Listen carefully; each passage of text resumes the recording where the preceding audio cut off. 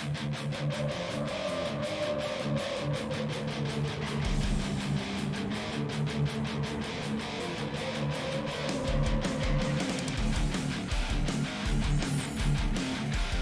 doing, everybody? Tim from SkiRex Media once again, coming back after a bye week, a missed week, because there were technical issues all over the place. There was not powder outages. It is spring after all, so there probably aren't any. There probably are some powder outages, but not everywhere. I'm sure it's still snowing somewhere. There were power outages here.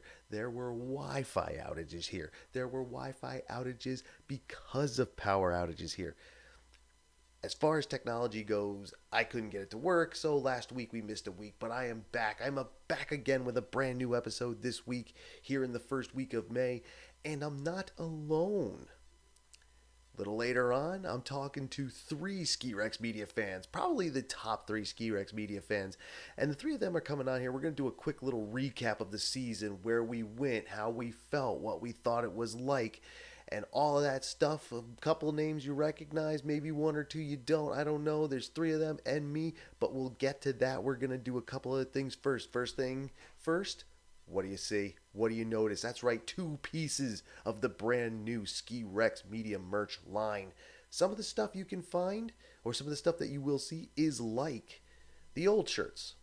Not all of them. The logo shirt, want that logo out there. But with the new SkiRex Media merch shop at skirexmediamerchshop.com or at skirexmedia.com, all the links will be in the descriptions, no matter whether you're watching video, listening to audio, hashtag watching. And what you'll get here, you got the new bucket hat. Now, I'm not going to lie, the bucket hat's kind of small, but I have a big old chrome dome. But check that out with the camo pattern, the camo, the winter camo. And then we have the shirt with the, whoops, sorry about that for those watching. I know if you're listening, this makes no sense, but you can go to one of those websites, go in the description, you can get to the merch shop and you can see this stuff. And boom, we got the pocket tee right there with the winter camo logo. Very cool stuff, very nice stuff, worked out pretty well. Check that out. There's even a 15% off sale with the code RELAUNCH, because I've relaunched the merch shop. So if you were interested in that, go check that out. We have the winter camo stuff. We have the regular SkiRex Media logo, and then there'll be other stuff coming along as the time goes on, as we get through the relaunch period and really work out the new SkiRex stuff. So I hope you like the bucket hat. Check that out. Check out the video version, and there'll be pictures up of it because it's just kind of cool. Maybe not tomorrow because I want to wash this shirt again. Well, tomorrow, you don't know. It's Monday night. And tomorrow is Tuesday, but we will see when I get some new pictures up of this stuff. Now that it's here, now that I have my samples, know that it worked out pretty well. Made a few changes, so yours might not look exactly the same, but whatever, I'm taking too long to plug my merch. So, to get on with the program, before we go talk to these three fans specifically about their recap of the season, how that worked, and we'll shout out to them. It will be, well, you know what? We'll get to those introductions when they come on. But first, I want to do another shout out. There is another set of fans out there who are not on the program, but we're going to shout them out anyway because I got a shout out from them. They talked to me. Will Dacey, man, he hooked me up. He's like, dude, we're big fans. That's awesome. We love the show. I don't know if he said it like that. I'd never met the guy. I don't know. My impression's probably horrible. So Will and his son William up there at Sugarloaf, man, they were killing it this season. Will says that William said, I also have the same name as my father. So I get it. So why am I tongue tripping on it? I don't know. But Will and William, they were tracking their vert up there at Sugarloaf, Maine, and they were killing it. Don't have the exact number, but they were killing it. And William, your dad wants to say, man, great job on the vert that you guys track this year. You all did a great job. I'm sure you had a great season up there in Maine, just like we had a great season in Vermont, just like you're about to hear about the great season in Massachusetts and Pennsylvania and a little excursion New Hampshire. So Will and William, thank you for listening to the program. I hope you enjoy it. I hope you enjoy this with some guests, which is something I don't do often, and for the first time, video chat, which there may or may not be some issues with. We're still testing, but let's get to it. Let's get into it. Again, shout out to Will and William up there at Sugarloaf in Maine. Love it. Love you guys. Thanks for listening. And now, joining me now are the three biggest SkiRex Media fans. So let's get into it with them, shall we? So as promised, For this week on the Ski Rex Media podcast, I have guests, the regulars, likely the top 3 fans I have. I'm sure of it. Just to my this side, first time on the program, also New Englander, Brian from Instagram. How you doing, Brian? Good. How are you tonight? Oh, I'm fired up. Just below me, Scooter. Never been on the program, also, but we have skied together in New Hampshire. That was a good time. And then just to my diagonal, that way, we have the one, only, infamous, number one hype man for Ski Rex Media, Tech Rob. Second time on the program, first time on video. How you doing, Rob? I'm doing awesome, man. How you doing? Good, man. It looks like you're ready for the virtual opera parties to start again. You know it. I'm waiting What you for drinking there? Good old Yingling Black and Tan back home. Got black and tan. Cheers, Switchback. Rob. Cheers. Water guys on the top. Now, All right. Scooter's making me jealous with that switchback, but all right. Still left over from New Hampshire trip. Good old New Hampshire trip. Well, that's a good place to start. Now, we're going to talk about our recaps. We're just how the season went, because this was a weird season for everyone. Travel restrictions all over the place. You know, not everybody could go everywhere like they normally would. And up here in New England, Brian and I had similar travel restrictions. I'm in Vermont, which everyone knows, and you're in Mass, right, dude? I'm in Mass, yeah, Shelburne Falls, Mass. I live about 8 minutes from Berkshire East. Okay, so Berkshire East, awesome. Yeah, Never been there, but I've been. Well, it's badass. I've never skied it, but I've been there. So, dude, how was your season? We'll start with you because you were similar to us. How'd you do? I had a great season. Not done. I'm going to Killington Saturday. That'll be day 45. Goal was 50, but 45 is not bad. No. Started in Killington. It looks like I'm ending in Killington. Berkshire East was amazing this year. We had a big dumps in second half of January a few times, and in February, and it stayed cold. Usually, in southern New England, you'll ski trees for a couple weeks. It'll warm up. You don't get to ski the trees again for a little bit, but it stayed continuous glade skiing for like 8 straight weeks. It was the place. They did awesome there, and everywhere else they ski was great too. I didn't have a problem with the lift lines at Mount Snow. I'm pretty regular there. If you know your way around the mountain and you take advantage of the singles line, there's no waiting in line really. So I just split up with my daughter. If she didn't get on the same lift as me, meet me on the top. You Nice. had some great pictures of glade skiing through the whole season. I couldn't believe that was in Massachusetts the whole season. Like for that stretch, like February and March, I was like, awesome. Yeah, I was skiing trees at Berkshire in March. Me and my buddy Jamie. It was great. And the Schaefers, they really know what they're doing over there. I'll pump up Berkshire East all day long. There's only 2 trails in Mount Snow steeper than Berkshire East, Jaws and Ripcord. Berkshire East is steep and cheap. Is that Indy Pass? It's on the Indy Pass. Yep. Nice. I gotta get that. I'll come see you next week. You guys definitely. You come out, park in the West parking lot, and we'll have a great time. That's where a lot of the locals park and barbecue. Heck yeah. I know Rob down there tailgating, likes man. to barbecue. Oh, you know it. Oh, fantastic. What are the highlights of that New Hampshire day? New Hampshire was the only place I was able to make it out of state with you guys. I did want to get down with Brian, didn't do it. That wasn't so much the travel restrictions, though. It was more I ran out of gas way earlier than I planned. Just kind of wimped out.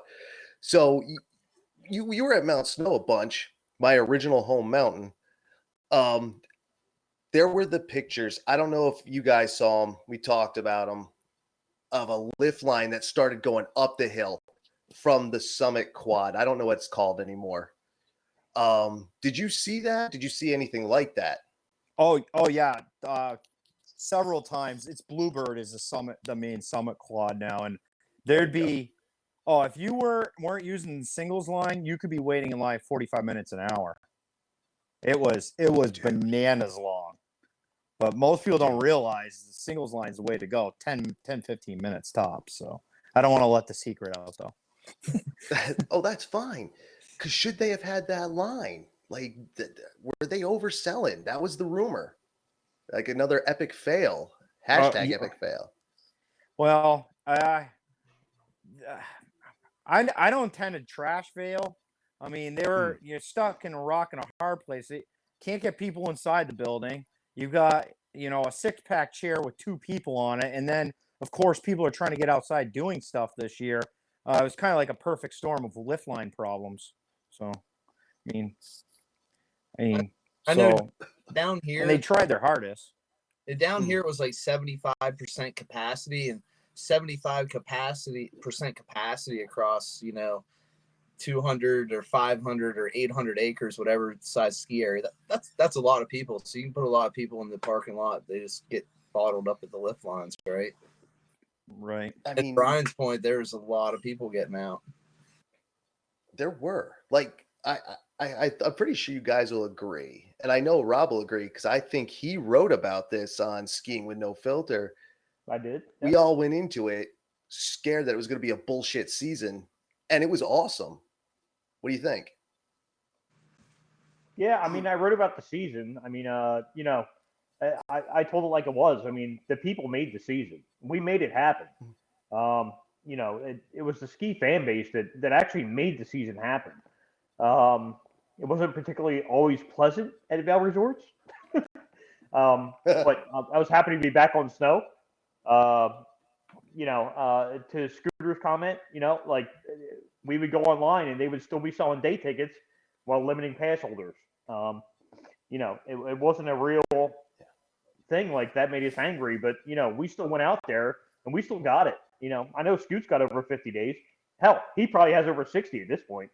I have 70, and I gotta say, I didn't single day that I had a problem getting a reservation. I know people that did, but if you're on top of your game, I guess your reservation game, you didn't have any problem with it. Or if you ski damn near every day like I do, you just like reserve every day, and then you're skiing anyway. So, now, to Scoot's point, the reservation game is a spreadsheet. It's made up 3 months ahead of time.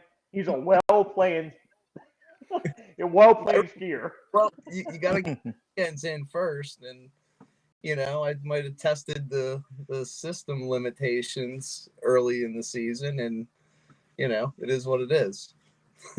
They needed someone to test those systems, man. It's the first time they did that stuff. The thing I see with the season is it started off slow. Like the closest hill to me that's a non-Vail mountain is like 3 hours away. So there's 5 resorts within 2 hours. Sure. Or 5. So the season started off really slow, but once they got going, it got really busy on the weekends, but the midweeks weren't bad. But definitely a higher traffic on the midweek compared to a normal season. A lot of people getting out. I ran into a guy one morning. We had like 5 inches of snow, and I'm in my car getting ready, and guy gets out, and he's like, "Oh, hey, I work with you. I'm just here skiing for an hour." I'm like, "I don't care. Ski all day." Kind of like all right, for any awkward. For any kids watching, don't call out of school to go. Don't call out of work to go. But if you do it, I want to see the pictures. Get a permission slip. So, it's valid. Get a permission slip. Take a mental health day, they call it. I don't know how true it is, but it's fine. So I agree, though. I saw an uptick on weekdays. In fact, I think I said it 2 weeks ago when I was on Brian and Mario's podcast. I made mention there were times I thought the season was no different. Like you look outside and there's just the same amount of cars, same different states, New York, Connecticut, Massachusetts, so on. It didn't feel any different to me. Maybe some days, it was less people. Like I did sneak out to New Hampshire before skiing with you guys to Pat's Peak, and there was nobody out there. Like what a day! I had the place practically to myself. Um, but yeah, I didn't see it like really be different. How did Berkshire East look, Brian? Some Sundays was the most cars I've ever seen there. I'd be going There down you go. the cars are going down the access road down to Charlemont Road on Sundays. It's insane. And of course you have, the quad going to the top or the triple going to the top, but you're not filling it.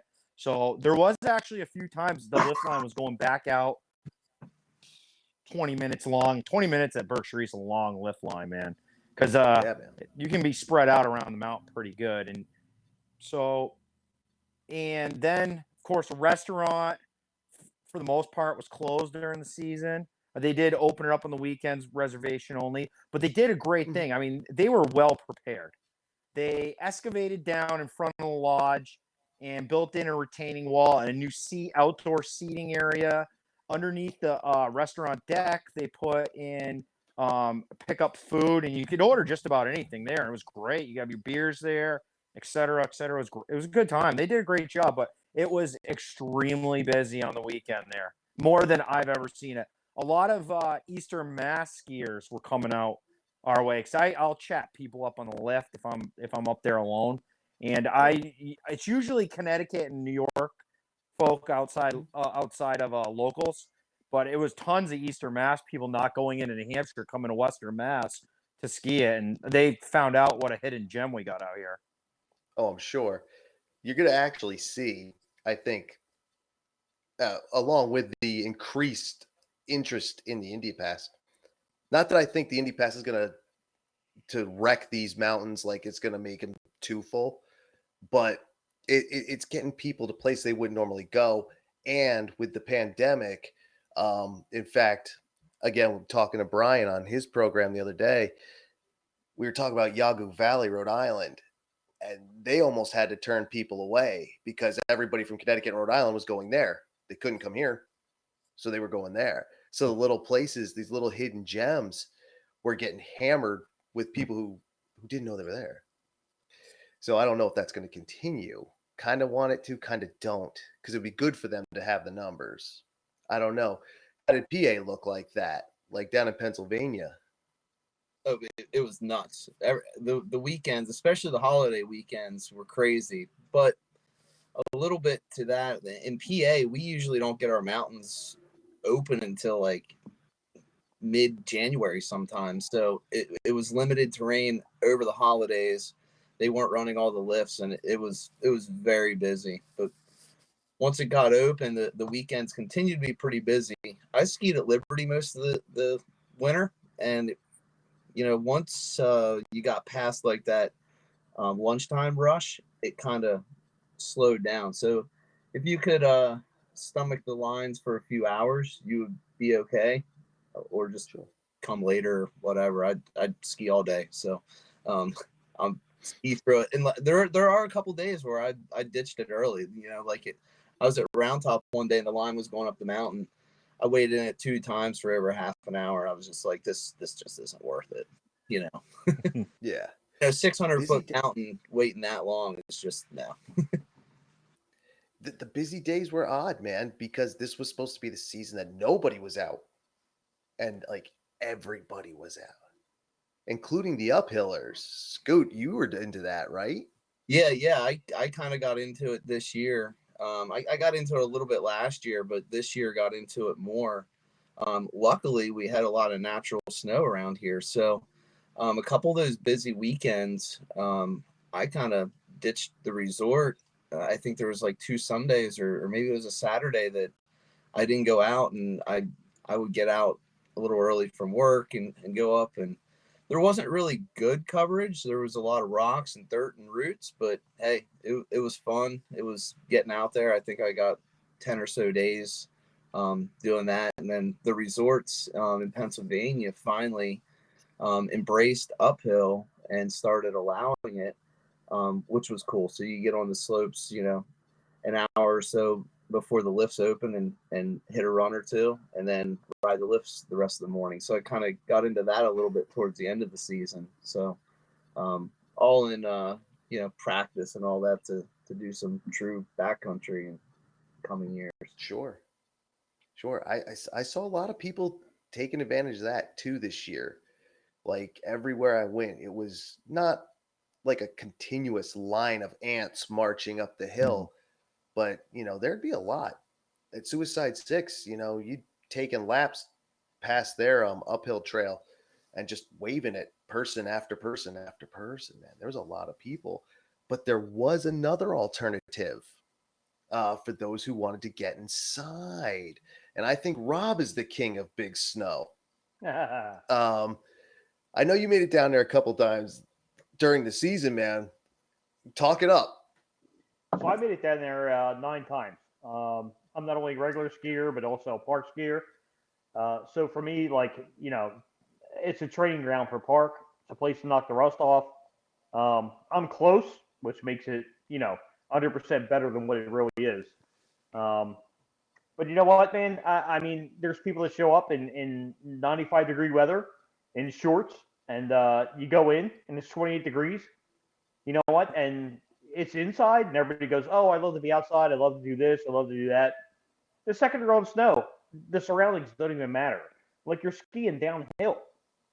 All you care about is the snow, the winter, everything else. And I think Scooter can attest to this. The first time that we went there together, it's just like you're on the snow, and you don't even care about anything else around you. It's the snow, the lift, the lines, the people, the conditions. Sure. It's all the same. The best thing about big snow is the consistency of the snow. And if you have new gear like I do, I'm still waiting to get those vocal kendos out and rip those things on the slope. It's a great place to just kind of let go and get back on snow and not lose your footing and I love the place. I really do. And people call it, oh, it looks like a big gym, or it looks like a big indoor venue, or it looks like an ice skating rink. Trust me, the second your head just rip into that snow, you're over it. It is what it is. It's a ski resort. Period. It is awesome. I loved it. I know the three of us have been there. What do you think, Brian? You interested? Excuse me, I didn't hear that. You interested in the indoor place, Big Stuff? Actually, I'm considering seeing if my daughter wants to go down at some point this summer to check it out. Why wouldn't I? Is I guess the question. It'd be a good time. Or take a trip down. It's only probably 3 or 4 hours from my house. Go down, bang out some runs, get some lunch, and rip back. So it really is a great trip from up here. We went down for a 2-hour session, came back all in the same day. It was no big deal. It was awesome. And I think it was another one of those places. Like I've been saying, most mountains handled it great, and they did. Rob was like really the recon man. He was there when they reopened. Like, wasn't it that day or the next day? It was 2 days later. Yep. So I got 9 days in at Big Snow. I was there 2 days after they reopened. I got a reservation. I was one of the lucky ones. I was on the computer, pretty much sniping the reservations. I sniped a reservation for September 3rd with Ski Wife, and yes, we got there, and and we were itching. Like we were closed down from early March, so we were itching to get back out, and and to tell you the truth, like the stoke and everything to get in there, just to know we were going to be back on snow was just incredible. Yeah, I think that's gonna. Now, was that? I'm starting to get the itch now. I sealed all the skis off today with the wax, but the one set I scraped the wax off and did them up nice because I know they're going to be the big snow skis for the summer. Because once June hits, I'm hoping to hit each month of the summer, and then go 12 months, and then I plan to ski all the way through May next year. So hit every awesome calendar year. So that's my goal. So hopefully we do it. So I'm starting to get the itch to get the big snow now. It's been like a month off snow, so I'm ready to go now. Hey, that's awesome, man. If I don't hate on Big Snow, I swear, Big Snow took this season as much hate as Vale did, and every other day somebody was just mad at it. Yeah, exactly. And but Big Snow took all the undeserved hate. And I will say, I don't know about the Vale hate. I know what a lot of the rumors were, um, but I don't know how true they were. You know, Well, we let all me put heard it to you about. this way. So, from a Pennsylvania perspective, Scooter lives in central Pennsylvania, and all his lifts actually work. But you look at some of my videos on Instagram and some of my videos on Twitter, of one lift running, hike through the rest. Uh, Jack Frost Mountain has had two broken lifts for I don't know how many seasons, and they're not dumping any money into it to fix them. You got to hike to those lifts, and the other reason is the lift that mainly services the East Mountain, which is expert terrain, has been down for, I would say, at least the last year. Wow. So you got to hike from expert terrain to intermediate terrain, which is at least, in alpine boots, I would say a mile to get back to East Mountain. And it's absolutely kind of ridiculous. Yeah, they mark it off. Like, you could ski down to that lift and not know that it's not running. And you get there, the one day we got there, and the lift operator was like, "Oh, it's going to be 45 minutes till we open the lift." We're like, "Why is the trail open?" Or I'm sorry, it wasn't me. It was somebody in our group, but we were just, I'm glad we got the warning and didn't go down there. No, I get that. I thought I made a similar stake at Bolton, but it wasn't. Rob did that. That was fine. Didn't you do that at Frost this year, Rob? You went down to East Mountain. I did. I went down East Mountain and then had to hike almost a mile back up to intermediate terrain to get back up top. Oh, jeez. And on GoPro, you hear me go, "What the fuck? I got to hike." And I do remember that, actually. They're the best GoPro videos I ever put out. It is all the fails and all the things where I'm pissed off at. That's the stuff I like to post. Not so much of me skiing. Like, anybody could probably, bomb a trail, but you know what? The moments like that just are classic. So, you know what? That's why I post them. Oh, I don't want anybody to see me skiing. That's embarrassing. Jesus. No, fucking Scooter saw me on my ass in New Hampshire there. As long as you're having fun and smiling, everybody's a great skier. Exactly. That's I agree with that. If you're in control, you're not running anybody over, and you're having fun. That's what skiing's all about to me. It's freedom. Except here's the problem. The day I fell is that Alyssa was 10 shots deep, and she didn't fall. I was stone sober, and I went fucking right down. Well, you know what? Alyssa is an anomaly. You know what? She's that was an Black animal. Mountain. That was Black Mountain. Now, if we go to Cannon, that's a whole different story of Alyssa. That was a good story, though. Yeah, I mean, I won't put that out there, but you know the story from East Coast Ski Chat, so, on Twitter. So, you know what, though? Look, Alyssa likes to have fun. She let go that weekend. Good for her. And not an expert skier, but you know what, man? She was having some goddamn fun, so good for her.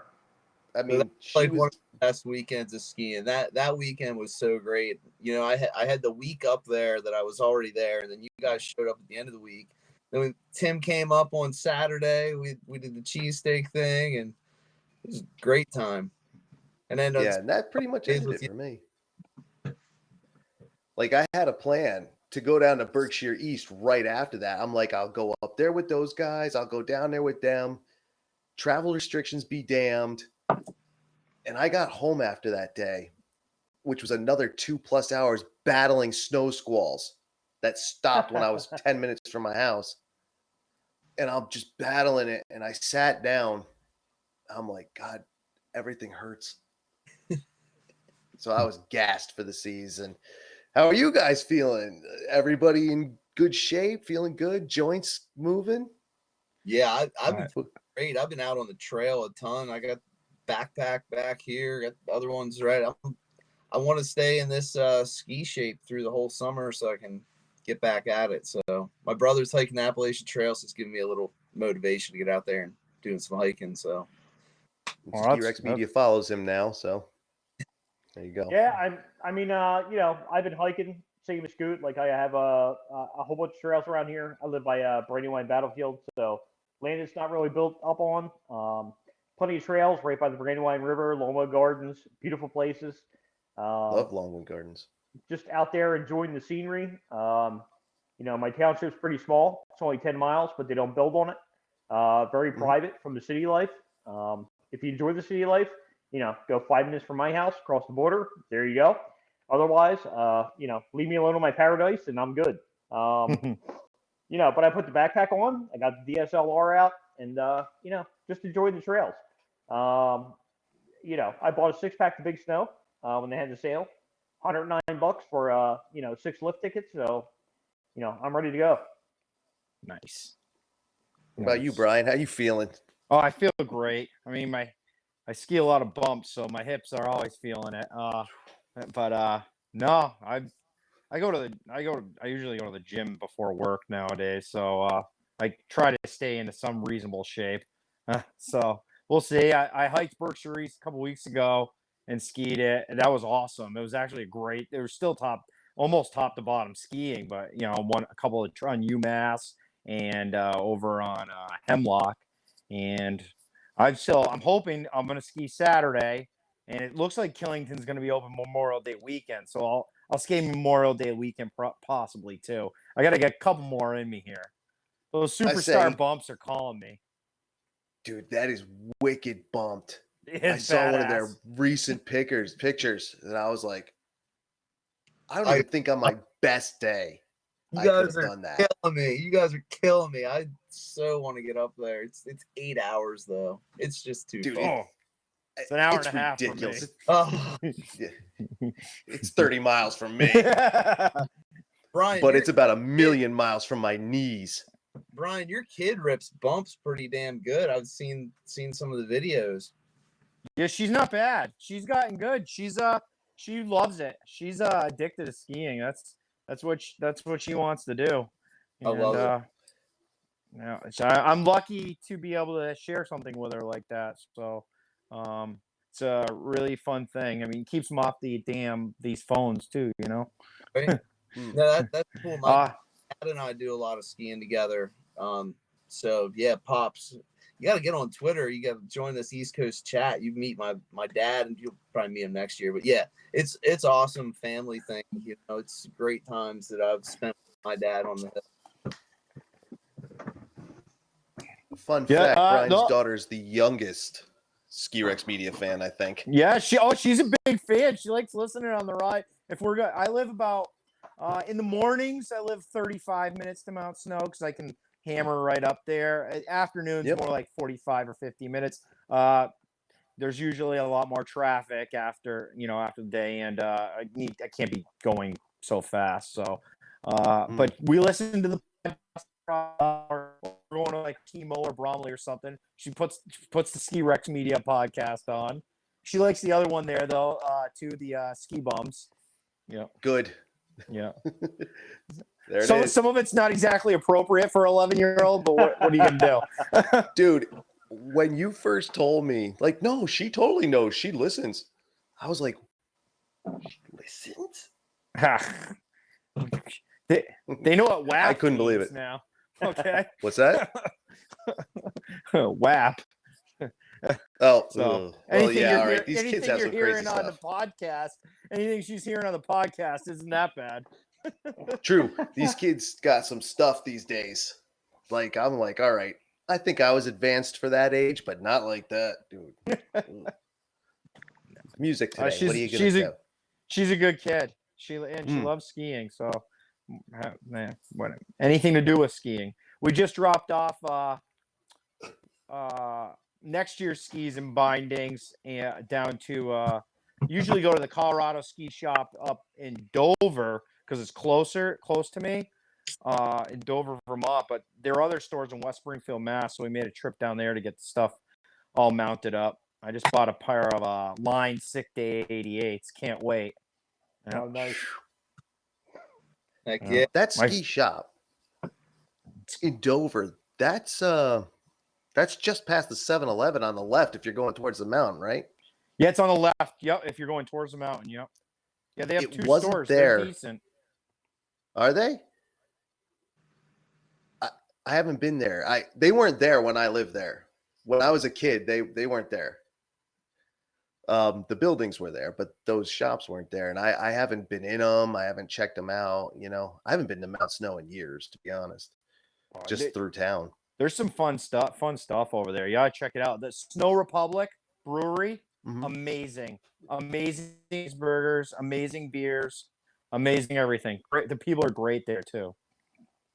That's good. I'm glad the town's coming together, man. Like that place was always cool, but it always felt a little like it lacked something. I don't know. I don't know how to put it, but I always loved it. I loved growing up there. I love skiing that mountain. I've skied all but one trail. Anybody want to guess which one it is? Ripcord. There you go. That would have kicked my ass. Oh, bye, Rob. It's a badass trail. Yes, it is. It is. Pretty wild. Like I've bailed at what's that? There's a little offshoot. I think it's to the right if you don't want to commit. Last you head chance down. or something it's called, or something like that. And it dumps you back down on River Run. Yeah. And I took that. I was like, this is beyond me. And I've skied other double blacks in other places, but not like that. Well, that's probably pushing 40-degree angle. That's steep. Yeah, that's a wicked trail. Oh yeah. And I've skied Bear Trap. And I wouldn't go down Ripcord. But I Bear Trap's awesome. Place. Especially when the music going. The back then, I'm sure the music's different now than it was back in my day. Back when I was a young buck and it was hard rock and ska and things like that. Now it's this hip hop. I don't know. That's not on my playlist, but all right. My playlist is Guns N' Roses on it. There you go. Oh yeah. Oh dude, I'm so metal it hurts. I've listened to metal that could make people go sterile. Godsmack. Yeah, I got everybody on there. I love Godsmack. Fun fact, Godsmack, my favorite band. Classic rock in my helmet all year long. This year I cranked on classic vinyl on Sirius XM. Okay. Love that in my truck. Yeah, love it. It's great. Yeah, that's the good stuff, man. We've talked. We did a music episode on the virtual opera party last summer, and I think we were talking about it. And it's just the music scene for skiing has changed so much. Like again, back in my day, and evidence to this, I still have like event CDs. Like back then, like races and big like whatever event is there, they'd hand out CDs. It was all hard rock. It was all punk. It was all metal. It was all ska, like my Boss Tones and Real Big Fish and things like this. That's what it was. And the hip hop thing was starting, but I was a fan of it then. Now it's just changed. It's all EDM and other stuff. I just don't understand as an old man. Tim, I'm not even that old. You're not an old man, Tim. I feel it sometimes. I feel like those guys. I'm like, I don't get the music. My music was better. Isn't that what every generation says? Oh, they always do. So I always tell people, what was that? Let me ask you guys a question, not to change the subject. What do you think the opera was like this year without lodges? Like, I know for us, it was awesome, and I love the parking lot opera. And you see me cook up the Philly cheesesteaks and everything else, and Scoot does his thing, and I've seen Brian's pictures. I think that's here to stay for the season coming up. I think there's going to be less people in the lodge and more people in the parking lot. Good, Brian. What do you guys think? I completely agree. There is a lot of good times out there. I mean, when it was really cold, it wasn't overly fun at sometimes, but overall, I think you hit it. You hit the nail on the head. It's got to be here to save some money. It's a little more relaxed. Not as it's not you're not bunched up in there. So I can't agree more with you. Yeah, I agree as well. It didn't honestly it didn't change much for me because I kind of did the in parking lot opera as well. My home mountain is Round Top, and there's a parking lot right at the bottom of the main ski trail and the main lift that goes up the mountain.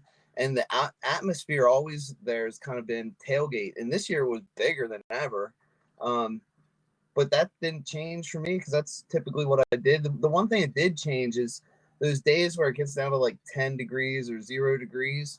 Those are the days that I would typically go in the lodge and get ready. I just got ready in the car those days this year. I'm like, oh, that wasn't so bad.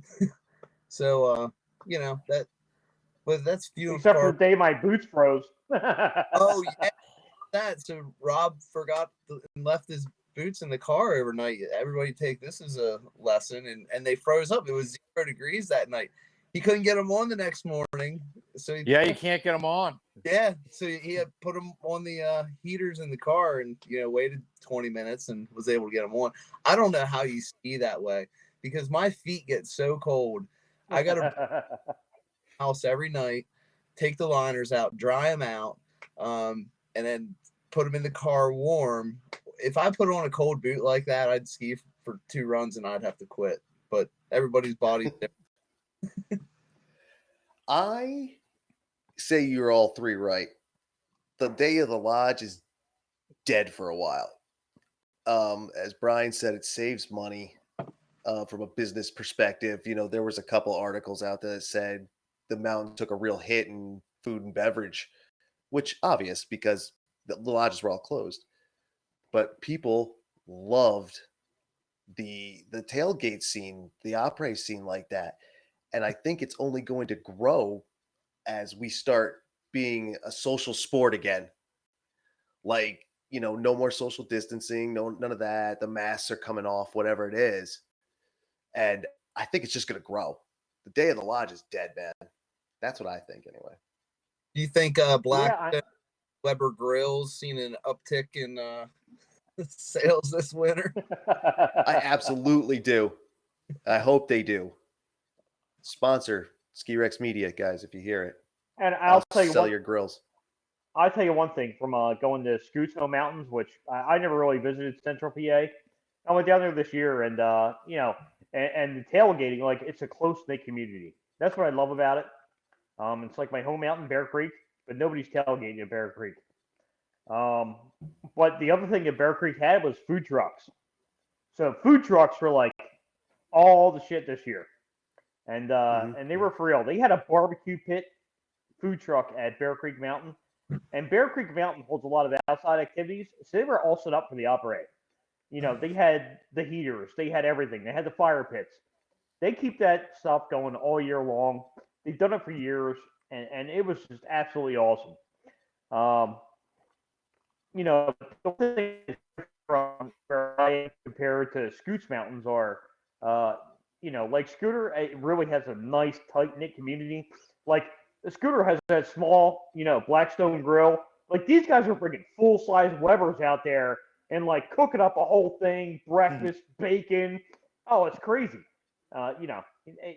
He's hitting me a big rib sandwich at 8 o'clock in the morning, and I'm like, that dude's got 5 pounds of bacon sizzling on the grill. What's up with that dude?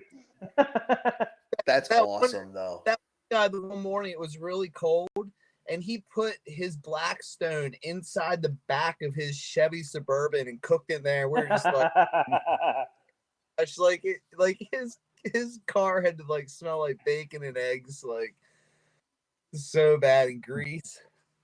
I mean, but let's be honest though, that's better than any little tree air freshener anywhere. I agree.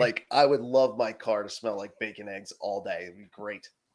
I don't want to clean the grease up, but the one big difference I'm going to say is, me and my ADD, so I'm going to change the subject again.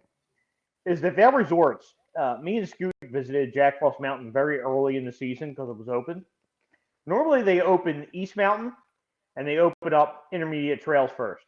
This year they opened up all the beginner trails to hold back the crowds from visiting the rest of the mountain. However, my home mountain, Bear Creek, within 48 hours of snowmaking, was almost 100% open, which kind of gave me a bad taste in my mouth. Yeah, we seen this. Why is that? Yeah, like they didn't start making snow in the expert area at Liberty until like it was like January 20th, and nobody really knows why. And I didn't go question people. Who am I to do that? But it's like the rumor was they just didn't have enough staff, because years ago, like, we know they can run pretty much every single gun on the mountain, and they weren't for whatever reason. But it is what it is. Once it got going, we're good. Hey. I mean, me being in finance, I know that the number one line you hit to save money is labor.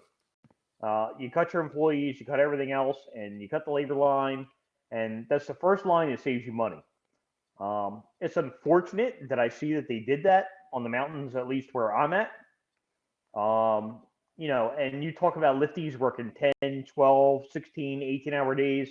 They did it. I hooked them up with cheesesteaks, but, I mean, that's a skier perspective of just hooking a lifty up. But, it's unfortunate what they did. I didn't buy an Epic Pass this year. I'll still ski with Scoot. I'd rather buy a lift ticket than be connected into the Epic Pass. I bought the Indy. I bought my home mountain. You know what? And that's where I'll stay. And, that's where I am this year. So for 2021, you've already purchased. Yeah, well, as you see, I set my Epic Pass on fire online. So that was awesome. That's funny. I'm jealous because if I could do that, I would do the same thing, and I'd probably torch it with like in a little more style. Sorry, Rob. But I have no choice here, unfortunately. But the Indy Pass, I'm going Indy Pass next year for sure, and maybe I'll throw another one on it. I don't know. But going to those Indy mountains really saved my season, I guess. That place we went to, I can't think of the name of it right now. Waterville Valley. Waterville Valley. Yeah, we got 2 days at that place, and wow, that place is awesome. Going back there for sure again. Indy. What a deal. Yeah, camping about a day. You guys aren't too far from Berkshire East's other mountain. They own Catamount down in Southwest Mass, which is on the part in New York and part in Massachusetts, and that's a great mountain. You guys you should take advantage of that on the Indy Pass next year. It's not that far.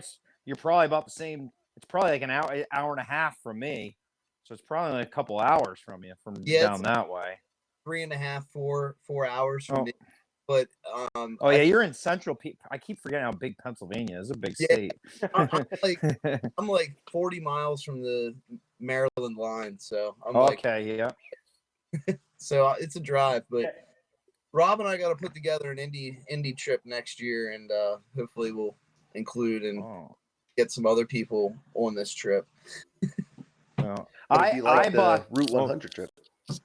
I bought the Epic Pass and the Berkshire East Pass. The sale price, you can't go wrong. It costs actually less for my daughter and I to own an Epic Pass than our 2 Berkshire passes. And Mount Snow is 35-40 minutes for me, and Okemos an hour and 15 minutes for me. It really can't go wrong there. So yeah, I know it's a good deal for you, yeah. And I want to try out Hunter this coming year. I've never been there. Sunappee's on the Epic. I've never been there. I'm gonna check that out.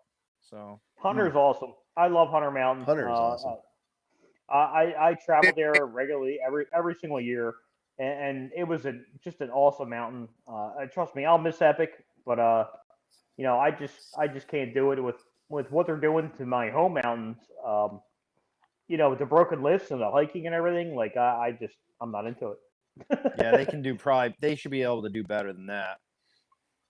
Well, they're doing lift work they're moving that lift at Okemo over to Mount Snow, right? The Quantum, isn't that going to Mount Snow? Oh, there's a triple. So Berkshire East is installing another lift and opening up more terrain on the backside. The rumor I heard that there's a triple coming out of Okemo and moving to Berkshire is being bought by Berkshire East. Don't quote me on it. This is just, scuttlebutt around the mountain. But we are putting another, or they are putting another lift on Berkshire East. But I heard that it is the Quantum. What's the Quantum? Is that a triple or is it a quad? That's the bubble quad over on Jackson Gore side. I think. Oh no, that's staying right. That's staying on Okemo. They're putting another 6-pack in. I just read that today. Where's that quad? Yeah, moving that to the summit. That quad's getting moved on the mountain to another location, and they're putting another 6-pack in. I just read that this morning. It's probably going to the south side then. Okemo's a great mountain. Oh, I love that place. It is. It's very high end now, though. I mean, it's a little different than it used to be 20 or 30 years ago, but that is a blast there. Just some great trees. It's the new Bretton Woods. it's Stratton Central. There you go. Stratton Central.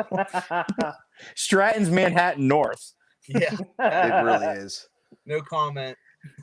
I do love Stratton. Oh, it's a badass mountain, but it is a lot different than it was than in 1990. It's funny because I spoke to Scooter's dad about Stratton, and I'm like, oh, I love Stratton, blah blah blah. And he's like, when was the last time you were there? I was like, 20 years ago. He's like, yeah, it's way different now. He's like, wait till you see it when you go back there. But my ultimate goal was to on the New Hampshire trip was to meet Brian and ski Berkshire East. I passed a sign on the way up to New Hampshire, and I was like in tears because I mean something came up at work that day. I wound up working an extra day, wound up in New Hampshire an extra day. It was just a mess. Well, hopefully the next. Oh, sorry. Go ahead. Yeah, but hopefully next season, definitely make it out there. I'm definitely going to make the trip, Ryan, to get out there and ski with you and Excellent. your daughter. I mean, she rips. She really does. I mean, I love the videos and the pictures and everything else. Berkshire East looks like a great mountain. I'd never skied it, but it looks like a great mountain to rip on. Oh, it's hands down the best mountain in Massachusetts. It might not be, Jiminy Peak's pretty dressed up and kind of fancy now. But terrain wise, people wise, operations, they do everything perfect. I can never say anything bad about them. They're great folks running it, and they make great snow. They've really put an effort into snowmaking, and they know how to find lifts out there to take on, new used, and everything's always in tip-top shape over there. So it's a great place. Yeah, I mean, all season, I really didn't see a bad day in their way, honestly. Yeah, this would have been that stretch of mid-January to mid-March. It was unbelievable there. Usually, like I said earlier, you're not skiing trees every day in Massachusetts for 8 straight weeks. Usually there's some kind of thaw out, but it stayed below. It was in the teens for weeks on end. And that northern area, the Berkshires, Southern Green, had a regular basis this year. It's crazy how like Southern Vermont, they got like 2 storms that were like 30 inches or 25 plus, amongst all 6 and 8 inch storms in between. It's right. There was that one in December that dumped 4 feet on some places. Yeah. Okemo, 44 inches. Yeah. Yep. 44. Mount Snow at 30. Mm-hmm. It was ridiculous. Even in my little valley here, we had like 27, 28 inches of snow. It was stupid. It was awesome. I mean, even at Bear Creek, the last time I skied powder there was the nor'easter of 2018. After that, it was all man-made snow. And this season, it was like it's a PAL day. I'm less than an hour from Bear Creek. Not a big mountain. They have a 50-degree slope. They have a lot of steep. Jeez. Yeah, a 50-degree slope, just pretty much just go over it and point them straight and good luck. Um, but you know what? In powder, I mean, they were absolutely just phenomenal with number one grooming, number two leaving trails ungroomed and leaving them natural snow, and number three they were pretty much 100% open since the beginning of December. So kudos to them, especially during the warm up.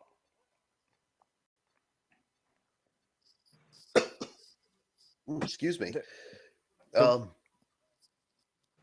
one complaint I probably had with Mount Snow this season, and what is on the weekends, they groom the shit out of everything. So any kind of bumps on trailers are just about gone, Ripcord was never open when the times I went there.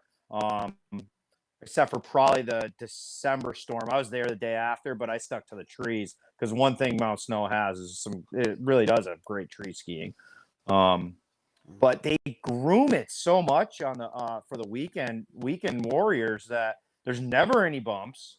And I don't. A lot of people like skiing groomers, but I wish they'd leave some stuff untouched once in a while. If I had one complaint with Mount Snow this year on the weekend, I gotta work. I can't be up there on a Wednesday. I don't know if because Okemo, I've noticed the times I've been to Okemo, there's less bumps there since Vail's taken it over in the past. So I don't know if they safety concern. They do have a few runs on Okemo that are just for bumps, and they're wild. I had a blast on them. And they put some warning signs. I think you're right. They're avoiding liability. What's that one tree run at Okemo? Stump Jumper, I think it's called. That's pretty bad. It's off the top. If you go up the bubble and out in the back there. I think it's called Stump Jumper. Yeah, I think that's it. I know what you're talking about. It's pretty cool trick. Yeah, rule number one: never follow a scooter. So I found the trail it's ungroomed, and the snow on the bottom was kind of sticky, and I'm like, what the fuck? And he's like, roll over scooter. And that afternoon, we were walking through the parking lot. He wouldn't even follow me walking through the parking lot. That's funny. I can attest to it. It was like a lot of kind of work. I mean, there's too much work for the. Sure. I say no. Scoot's got some skills. Oh, maybe in my younger days I could have kept up, but not now. No, I can't even. For days. I say I'm a good spectator now.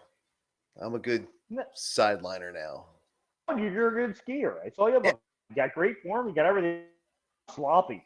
I'm sloppy compared to you. Well, that's nice of you to say. I'm just trying to get. You make it look easy. I had a kid tell me I ski like it's 1995. So. Ski like Stein, man. I'm still doing that. That's awesome.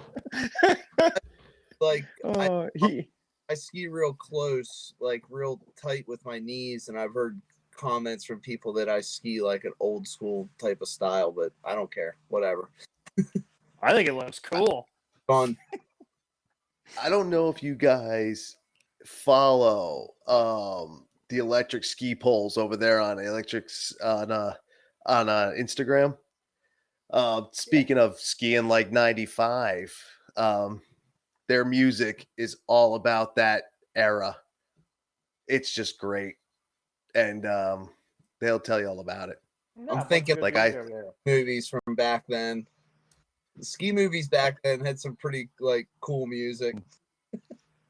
Oh, the movies, they had the great music, the great clothes, the great skiing, the neon stuff. Like it was the one. Yeah, it was a different era. Yeah, electric ski poles. Check them out on Instagram. You'll get a kick. I don't think they've been posting a lot lately, but go through their stuff, dude. It's because they're still out doing it like it's 95. Like Daffy's off bumps. That's all it is all day. And that's that era, baby. I don't know. You don't want a Daffy. I say I was still learning in that era. That's when I was just getting into it. Me too. You know, like in 91 was the first time I ever did it. Did we lose Rob for another black and tan? I think, yeah. That's funny. He's gone for a couple of them. There he is. There you go. Full effect. It gotta be hot with that. So,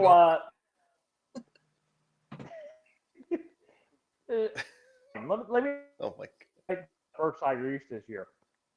So, would you since 2021 were like 2021 typical year?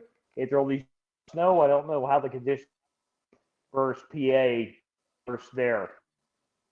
Last year we didn't have much snow last year, but they did it. They did a great job with the conditions last year. It was a lot of sleet storms last year, and a couple bigger snowstorms. Year before, it was okay. It wasn't great. 17, there was a lot of snow out here. March in the first 8 days of March in 2017, Savoy State Forest is right up the road, and it's a little higher elevation, but they had 100 inches in 8 days up there from those 3 nor'easters that hit in a period of 8 days. So the conditions are pretty. Berkshire East was skiing well, like into the 2017 was skiing into April, and that was the plan this year, and they could have done it. But the last weekend of March, I don't know if you guys know, but Berkshire East is the only ski resort in the entire world that is completely self-sustainable. They make all their own electricity. Yep. So they have a solar farm and a wind tower and a windmill. But there was a really bad windstorm last weekend of March and knocked out their power in the local level. Because I was on my way up there to ski March 28th, and then. So that weekend got shut down, and then there was a pretty heavy-duty warm spell that next, like Tuesday, it was like 80 degrees here. And so they didn't open that first week in April, which I was kind of bummed out about. It's cool to ski Berkshire in April. I mean, I did it because I hiked it, but that's different. That's not the same. But this year's conditions, I'm giving it a solid A there because it stayed cold and. They made a ton of snow. They received probably an average season worth of snow, but most of it fell between mid-January and the beginning of March. So it seemed like there was more snow coming from Mother Nature than normal. That's superior, though. Yeah, that's pretty much thought here. Crazy. Yeah, it was for a late winter. It was kind of a good one. Like I think in the end, I think you could all agree with the coronavirus, the weather being what it was, whatever it was still a good season, right? Oh yeah, I think it was a great. Brian. Who's going? Me? I sure. I was awesome. It was amazing. I had a fun every day. I was there every Wednesday night, some Thursday nights, some Friday days, Friday nights, every weekend. It was an awesome season. I had a blast. My daughter's smiling every day. And one thing that's cool about Berkshire East, Mohawk, the school system she is, that's a big skiing high school. It's usually got the #1 girls program in the state of Mass. You just drop your kid. My daughter gets dropped off there every Wednesday at 12 afternoon by her grandmother. The kids meet up and they just bang it out till 8 o'clock at night every Wednesday, 12 to 8. So it's daycare and skiing all in one. That's kind of awesome. Now, that's something I just thought about. How did the night skiing go? Because I didn't do any of that this year, and so I didn't see it. Like at Bolton, I bailed out before the sun went down. How did that look? I usually night and Vail Resorts didn't do night skiing at our local resorts Friday. So, but nevertheless, yeah, I usually ski some nights after work. My work is actually closer to the hill than my house is, so I would bust up after work and do some runs. But that didn't keep my day count down at all. I still went out with work from home. I was able to change my schedule around, get out just as much, even though. But yeah, night skiing. None around here. I didn't ski a single day at night, which was odd. Brian, how did it look for you?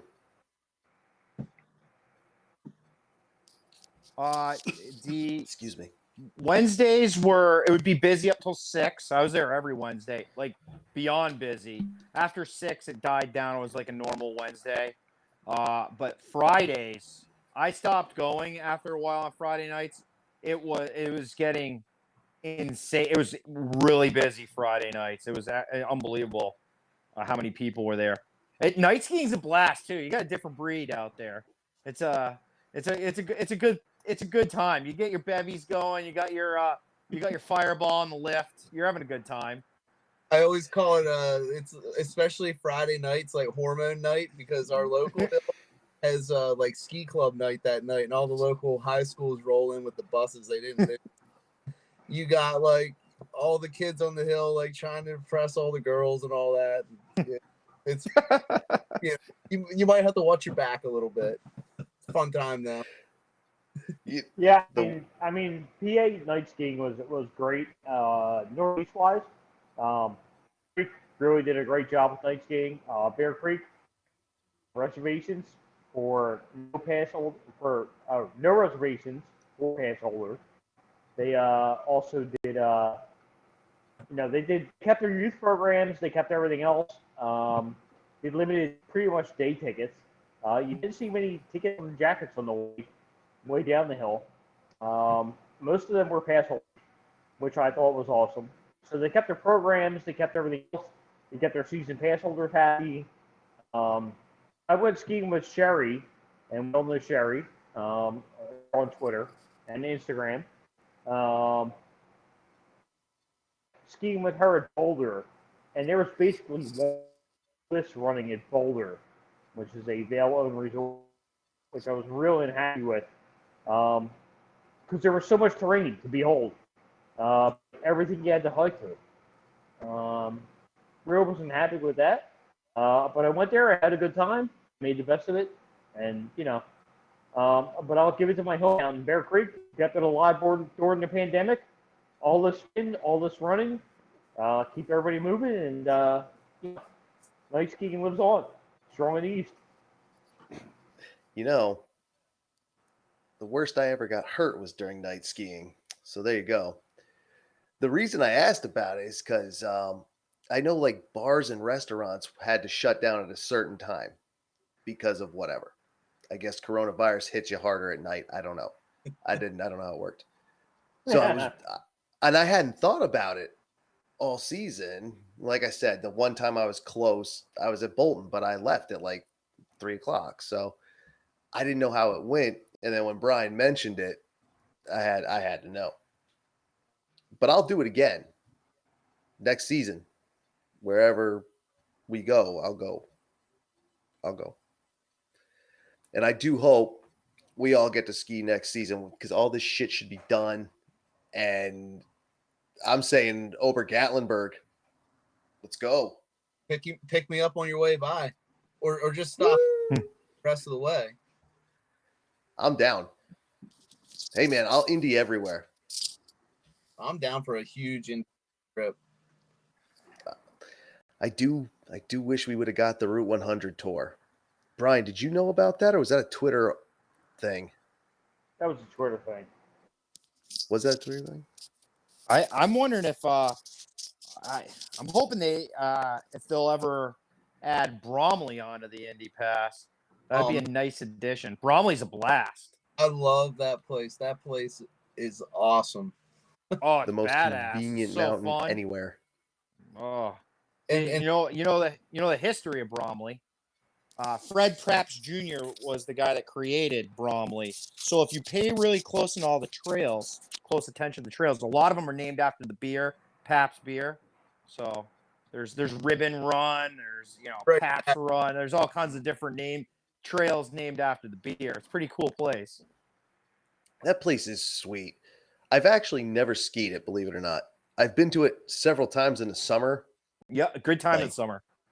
Good time in summer, man. Alpine slides, hiking, the whole thing. The Appalachian Trail. Yep. Or the long trail there, I mean. So there you go. I was gonna stop at 2 beers, but since it was brought up, I've been PBRs. Yeah, I've been dropping these along the Appalachian Trail for hikers. I'm gonna drink one now. There you go. Because you brought it. Hey, shout out to Bromley, man. I love Bromley. Bromley's such a great place. Okay, there was 2 disappointments Mount Snow had for me this year. The 16-ounce PBR went from $4 to $6. So that was kind of a $4 PBR 16-ounce ain't bad at a Vail resort, But knocking it up to 6? 6 still ain't bad. It's not bad, but just watching it climb, that sucks. Yeah, that was Cousin's Restaurant. Used to go in there and pound out PBRs for $4. I love Cousins too. Not that I did a lot of drinking in there, but I did love that place. I just love Mount Snow anyway. I love Dover. It's a great town. I love Dover. I like Wilmington too. Graduated from high school there. What town are you from? I grew up in Wilmington and Wordsboro. My family's from Guilford and Vernon, so. Okay, so down there. I know that town a little bit. See, when I was growing up, I lived in Brattleboro, Wilmington, Wordsboro, like that whole area. So we moved around a little bit. So I know pretty much the entire area. But I do love Mount Snow, and I feel bad every time I see Haystack or the Hermitage Club or whatever it's called now. Still Did everybody confirm? What's that? Say when they got together, all the members, and bought the debt and rebought it, and they added more members. Actually, the general manager's from Greenfield, Mass. Now they brought a guy in. A friend of mine's an instructor there. It's I guess it's doing pretty well. I don't know if you guys have ever ridden up the access road, but the houses are insane on that hill. So did it open this past year? Oh yeah, it's beautifully open. They were about to sell the 6-pack, and then when the owner group got together I think it was last May, they stopped the sale of the 6-pack bubble because they have their own 6-pack bubble that goes to the top, and then they got it all put back together, all set up. They got their snowmaking in, and they had a killer season, and they had a lot of snow. It's okay. You should. There's a podcast. You ever listen to Storm Skiers podcast? Yeah. Yep. That he did a whole interview with the general manager that's from Greenfield, Mass. Regarding their reopening. It's pretty interesting, educational too. It's pretty good. Actually, his recent one I listened to while I stay my fence this weekend. Was about the Indy Pass creator was the interview. So that was good. Cool. See, the thing with Haystack or Hermitage Club, when Brian and I were talking about it on the Ski Bums podcast, Highfalutin Ski Bums podcast, I could have sworn they didn't open, but it's okay to be wrong. Last year it was closed. Yeah, that I knew, and I remember driving up there during the summer, and the sign was all grown over, things were wrecked. I didn't even go up the access road thinking there was security not wanting people up there because it did say no trespassing everywhere. But I didn't realize they got their stuff together to open. I didn't know that. So good for them in a way. Good. I don't like that place is private. Nope. It's very high end. The lodge is wicked insane. High end. Yeah, it's. I remember when it first went to open back years and years ago, and I'm reading all the requirements, and I'm like, "There's no way, no way." Like I think there was even an age requirement. Like they didn't want you to be over 25 or something. I don't remember what it was, to be honest, but I just couldn't believe it. So much money. That I mean, good for them. that whole You area, know, you guys were talking about what the Dover, Wilmington area. I stayed there a couple years ago. I think I stayed at the Big Bear Inn, and it was kind of like a throwback inn. Cool place. Woke up the next morning, they cooked me breakfast, and off to the slopes. And I stayed there a second night, and I kind of got that like, I didn't feel like I had the resort feel that you get at Mount Snow. It was kind of like the feel of in town. Little restaurant in that area called Dots. You guys probably heard of it. Yep. oh yeah, Been there many times. Yeah, cool little restaurant. I think yeah, totally. they give you a huge plate of food. Like I like to eat, but I can't eat the portion that they give you. That place is legit. Oh yeah, it's Absolute. good. Real good. Wilmington's a great area. Dover's a great area. Southern Vermont's just great. I loved growing up there, so it was good. I loved it. I just want Haystack to be public. Vermont, I love it all up there. New England is wonderful. I love it all. I know Brian's area a little bit. I've toured through there. Never skied down there, but it's gorgeous down there too. Oh yeah, Franklin County and Berkshire County, beautiful. But most people, think of Massachusetts as a urban state because 5.5 million people live inside 495. But you come out here, where Berkshire East is, where I live here, and that's beautiful country. Oh, it is. Massachusetts is great like that because you're right. People think, oh, Massachusetts, isn't that just Boston? Right. Like, no, dude. There's a whole other area to explore that's nothing like that. It's almost like it's two states. It really is. It's Boston and Massachusetts. Yeah, right. That's what it Well, is. it's like Elk Mountain in PA. Elk Mountain's like, the ring of New York. Is it really PA ski or really it's New York ski. It's not what PA man ski. Yeah, I can attest to that. It's a really cool mountain, but yeah, it doesn't ski like any other mountain, and I don't know if that makes sense, but I don't know. PA mountains are just different. Got PA mountains are different. In PA, it's kind of crazy. I've only skied in the Poconos and Seven Springs. I haven't seen anything else there. Gotta go to Elk. I'll get out there. We'll meet you there. We got to get that. I mean, have you been to that mountain down there, Montage? Yeah, that's a cool mountain. I hear that's pretty cool. Yeah, you can only see Montage pretty. Yep.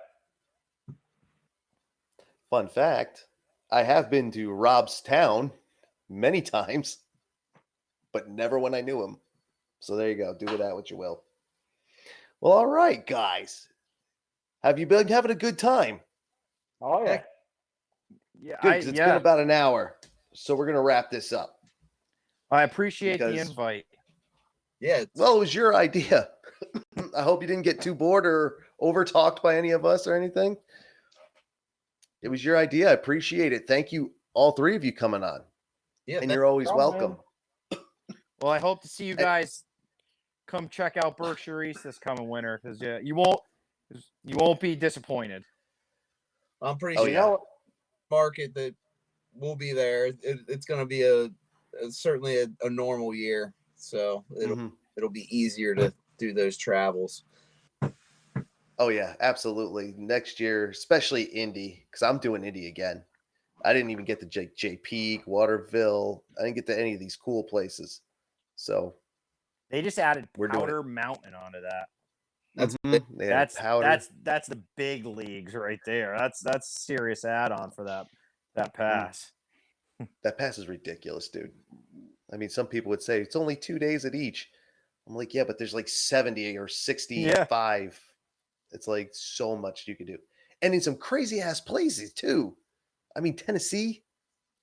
Who the hell skis there? What, 5 days pays for it now? Before it was 4. Now it's 5.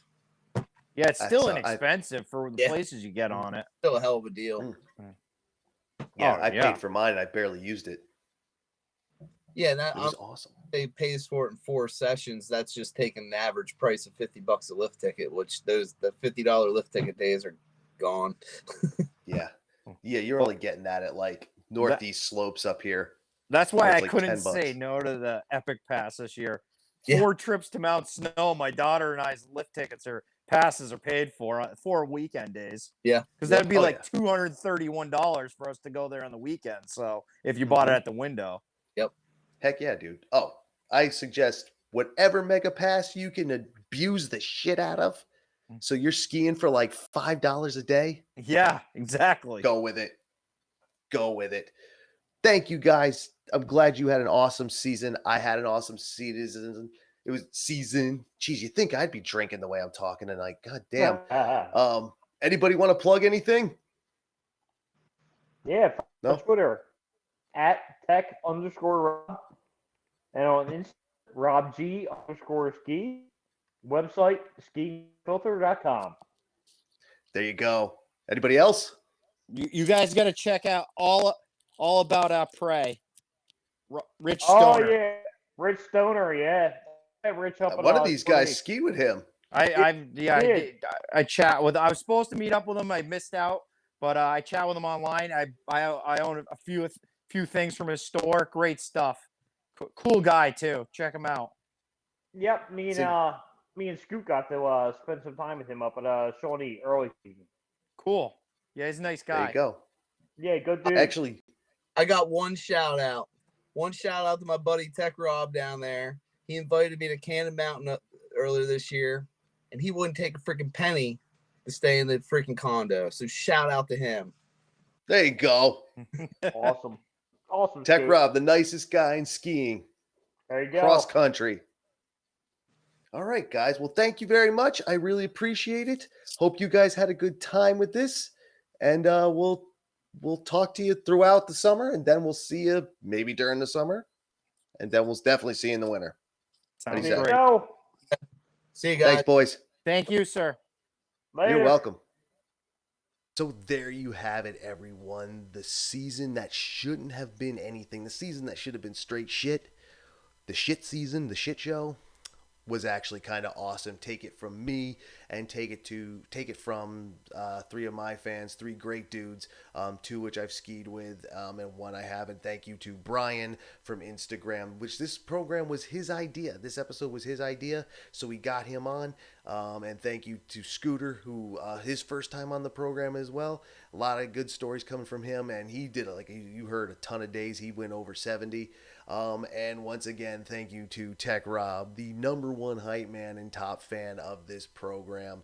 And thank you for his second appearance. And his shout outs, Rob G_ski at Instagram, Tech_Rob on Twitter, and skiingwithnofilter.com. Again, I'll put all those links in there as well in the description, in my description down below. Check him out, follow him, follow those other guys on Instagram and or Twitter if you so choose. We're all very big in the East Coast here, and then again, me and Brian and I are New Englanders, and we know like he said, he's going up and he's getting some Killington in May. We all wish we could, and yes, it is very close to me, but no, I am not physically ready. That's right, I'm whining. Give me sympathy. Thank you for joining me and the boys here on Ski Rex Media podcast. Again, go into the description. You can go to the website, read the written posts, more Ski Rex Media podcast. If you missed any or if you just got into it, thank you for joining us. And check out some past episodes, as well as the virtual après parties and the replays and the recap and reviews of where I went skiing this year, which is really just me sitting here and then adding video footage and stuff from those days. We'll do better with that next season, trust me. And hopefully big snow as we get down there. Right. Thank you. I know that was a long one, the longest Ski Rex Media podcast yet. And the more I keep talking, the longer it'll get. So please go into the description, check out all the links, check out the merch shop, check out the Patreon, check out a few other things. And we'll see you on the next one. And you never know where I might show up. I did during the episodes you heard bring up Brian and Mario, Highfalutin Ski Bums. And I was on their podcast not too long ago, so you can check them out as well. And we dropped a few other podcast names in there, so check them out too. And I will